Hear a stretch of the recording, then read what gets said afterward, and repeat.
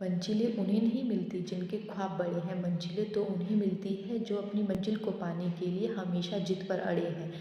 नमस्कार साथियों, मैं अनुराधा और आज की ये वीडियो उन स्टूडेंट्स के लिए लेके आई हूँ जो इस दुविधा में है कि अगर उनका बैकग्राउंड हिंदी मीडियम का है तो क्या उन्हें एलएलबी करनी चाहिए या एलएलबी सिर्फ वही बच्चे कर सकते हैं जिनकी इंग्लिश अच्छी है।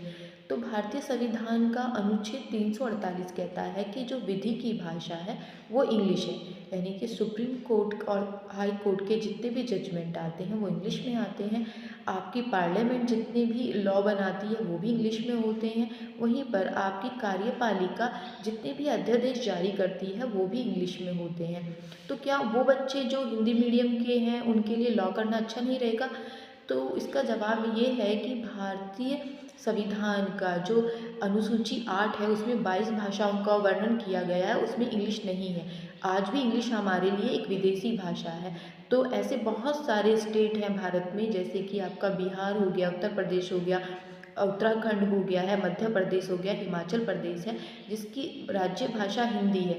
तो उन विद्यार्थियों को परेशान होने की ज़रूरत नहीं है जो हिंदी मीडियम बैकग्राउंड से है। अगर आपकी इंग्लिश अच्छी है तब आपकी बात अच्छी है, आप इंग्लिश में करिए। बट अगर आपको इंग्लिश समझ में नहीं आती है, आपको इंग्लिश का पढ़ा हुआ समझ नहीं आता है, तो आपको फ़िक्र करने की कोई आवश्यकता नहीं है। आप हिंदी से एलएलबी का कोर्स कर सकते हैं, इसमें कोई भी परेशान होने की ज़रूरत नहीं है। परंतु मैं उसके साथ आपको कहूँगी कि आप, क्योंकि जितने भी जजमेंट हैं वो इंग्लिश में होते हैं, फॉरेन लॉ के जितने भी जजमेंट हैं वो भी इंग्लिश में हैं, और इंग्लिश एक विदेशी भाषा होने के कारण आजकल पूरे इंटरनेशनल लेवल पे वो नंबर 1 पर है। तो आपको अपडेट रहने के लिए इंग्लिश को अभी मजबूत करना पड़ेगा। इसके लिए आपको धीरे धीरे इंग्लिश को समझना पड़ेगा, रोज़ नए शब्द सीखने पड़ेंगे। जैसे बूंद बूंद से घड़ा भरता है, वैसे ही अगर आप रोज़ इंग्लिश की थोड़ी थोड़ी तैयारी करेंगे, उसके लिए आप लीगल मैगजीन्स के लीगल वर्ड को डेली अपनी हैबिट में लाएंगे, उसको याद करेंगे, तो आपके पास बहुत सारे शब्दों का भंडार हो जाएगा साल के अंत तक।